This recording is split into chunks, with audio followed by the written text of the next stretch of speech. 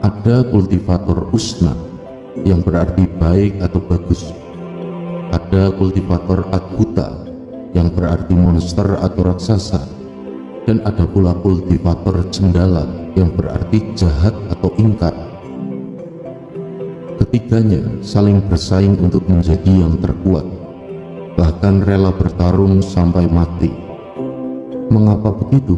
Karena ada kedudukan yang lebih agung dan menjadi idaman dari semua kultivator tingkat tinggi yang disebut nitya, yang berarti abadi atau immortal. Jelas tidak mudah, sebab ujian yang harus dihadapi jauh lebih besar dari semua bentuk kultivasi, dan itu hanya untuk satu tujuan, yaitu bisa memasuki gerbang sanityasa, yang berarti keabadian atau immortality. Disebut pula dengan nama kelanggengan. Sedulur-sedulurku, namun untuk bisa mendekati gerbang sanityasa, maka siapapun harus rajin berkultivasi dan berhasil melalui ke-17 bentuk kesengsaraan. Sedangkan kesulitan yang harus dihadapi tak peduli di ranah apa yang sudah dimiliki. Dan memang kesulitan yang datangnya dari luar bisa teratasi dengan meningkatkan latihan dan konsentrasi. Akan tetapi kesulitan yang muncul dari dalam diri sendiri terasa jauh lebih sulit. Akan selalu ada orang yang tidak bisa melewatinya. Ia bahkan gagal sejak masih di awal-awal perjuangan. Sedulur-sedulurku, kultivasi berarti mengolah diri untuk meningkatkan kemampuan. Sedangkan kata sakti itu berasal dari bahasa Sanskerta yang berarti mampu atau kuasa berbuat sesuatu yang melampaui kodrat alam. Dalam bahasa Sanskerta pula, maka kata mandraguna, sudibya, yoni, dan prastala juga diartikan sakti. Sementara amongasiti atau amongasakti bahkan diartikan sangat sakti atau teramat sakti. Begitu pula dengan kata dik yang berarti lebih atau mumpuni, sehingga istilah dikdaya juga berarti teramat sakti atau sangat sakti. Sedangkan untuk maksud kelebihan atau kesaktian maka disebut dengan kamayan. Sungguh lengkap dan kompleksnya bahasa kuno ini.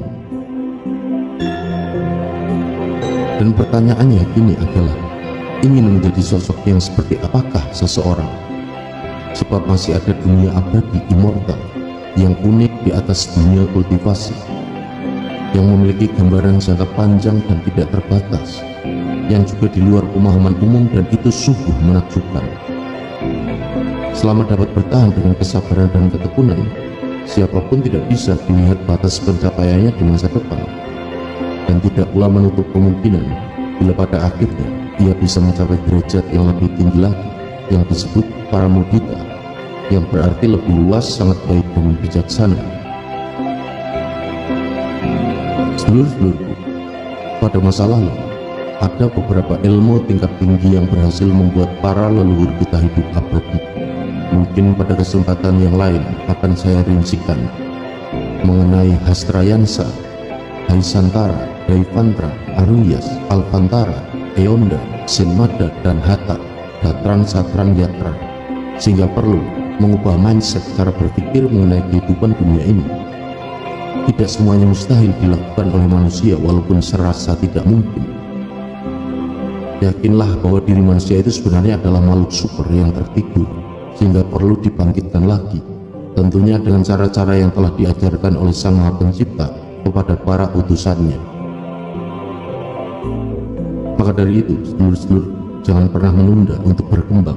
Jangan pula berhenti dengan mengabaikan latihan, meskipun harus menempuh jalan yang bergelombang pasang surut, atau menghadapi berbagai kesusahan yang tak terhitung jumlahnya. Tetaplah bertekad untuk terus maju dan menyusurinya, karena jika sudah berhasil melalui ke-17 bentuk kesengsaraan, maka barulah akan benar-benar bisa menjadi kultivator sejati dan menjelajahi alam semesta. Lalu dengan begitu jalan menuju gerbang sanityasa, keabadian, immortality itu akan muncul.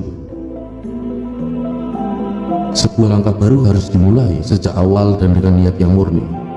Jangan bimbang dan atau cuma angin-anginan, tidak punya pendirian saja. karena itu hanya akan menimbulkan kecelakaan dan kesia-siaan. Harus tetap serius dan kekeh, bertahan teguh pendirian, tekun konsisten, tanpa henti untuk dapat meraih tujuan yang maksimal. Karena sekali lagi ada 17 bentuk kesengsaraan yang harus dilalui, dan itu semua tidak mudah. Adapun saya sebutkan di antaranya, yang pertama adalah durbala, ketakutan. Yang kedua adalah waswita, kecemasan atau kekhawatiran. Yang ketiga gamang, keraguan-raguan. Yang keempat duka, kesusahan, kesedihan.